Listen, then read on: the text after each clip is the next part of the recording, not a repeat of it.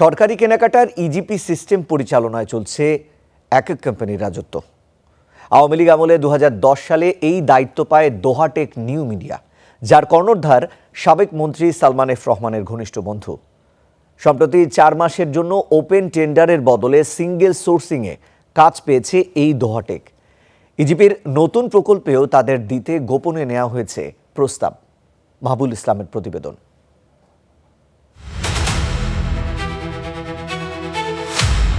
আওয়ামী লীগের পর অন্তর্বর্তী সরকার, দুর্দণ্ড প্রতাপে রাজত্ব একটি কোম্পানির, নাম দোহাটেক নিউ মিডিয়া।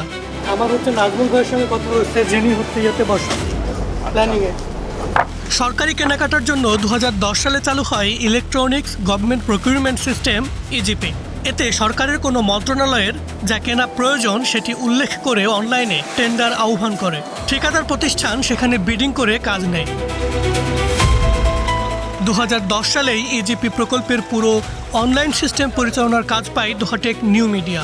এরপর বিকল্প না থাকার কথা বলে আইনের উপধারায় বর্ণিত বিশেষ পরিস্থিতির দোহাই দিয়ে বারবারই ইজিপির দায়িত্ব দেওয়া হয়েছে দোহাটেক নিউ মিডিয়াকে। অনুসন্ধানে জানা যায়, কোম্পানিটির কর্ণধার ও চেয়ারম্যান সাবেক মন্ত্রী সালমান এফ রহমানের ঘনিষ্ঠ বন্ধু AKM শামসুদ্দোহা। আপনি যদি পসিবল হয় একটু কথা বলে নেন আপনার ডিরেক্টরের সাথে বা আপনাদের এমডির সাথে, স্যার কথা বলেছেন আমাদের সাথে। অবাক করা বিষয় হলো, অন্তর্বর্তী সরকারের আমলেও বদলায়নি পরিস্থিতি। তবে ওই সরকারের আমলে করা নিরীক্ষা প্রতিবেদন বলছে, দোহাটেকের অধীনে ইজিপির সিস্টেমে বেশ কিছু নিরাপত্তা ঝুঁকি তৈরি হয়েছে। আন্তর্জাতিক মান অনুযায়ী ডেটা ব্যাকআপ ও তথ্যের নিরাপত্তা নীতি যথাযথভাবে মানা হচ্ছে না। আমি সফটওয়্যার বানাই, আমি অপারেট করি, তারা তো ওটার ভিতরে আমি যাইতে তাই করতে পারি। আপনি দেখতেও পাবেন না, বুঝতেও পারবেন না। এবং এটা যেহেতু অডিট করার যে ট্রেলগুলো থাকে, সেই ট্রেলও তো আমি মুছে দিব, আপনি তো আর টেরই পাবেন না আমি কী করছি। যেহেতু ওনারা নিজেরা অপারেট করছে, ওনারা চাইলে এইটাকেও বাইপাস করতে পারে। মানে ব্যাকআপ থাকলেও, ব্যাকআপ তো আমি ম্যানিপুলেট করেও আবার ব্যাকআপ নিতে পারি, যেহেতু ফুল কন্ট্রোল আমার কাছে আছে।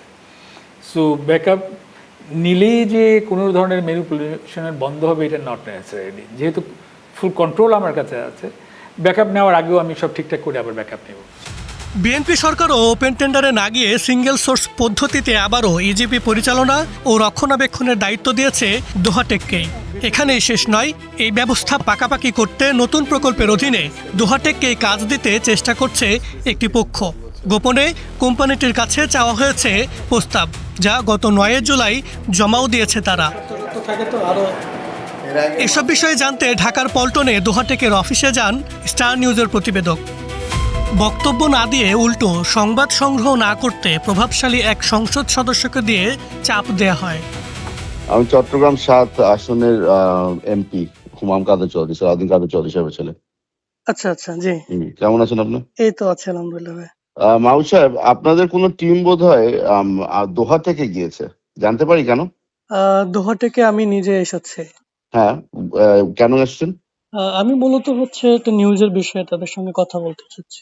আচ্ছা, তাহলে absolutely no need to do any of this. আপনারা এখান থেকে রওনা হয়ে যান। বিকজ আপনাদের ম্যানেজিং ডিরেক্টরের নামটা জানতে পারি?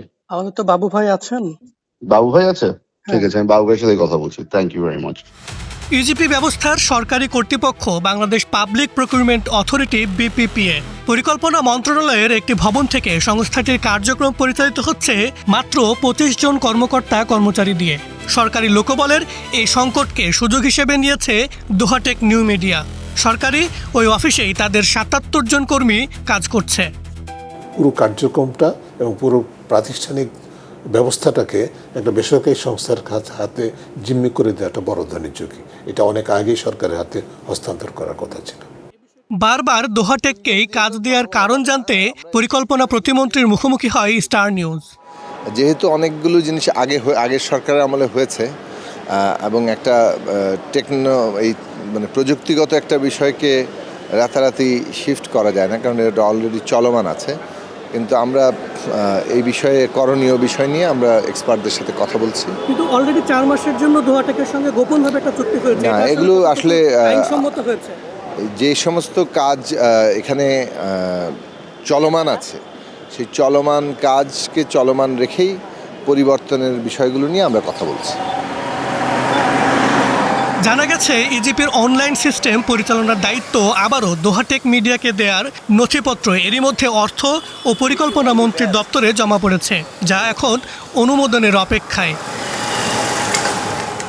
মাহাবুল ইসলাম, স্টার নিউজ, ঢাকা।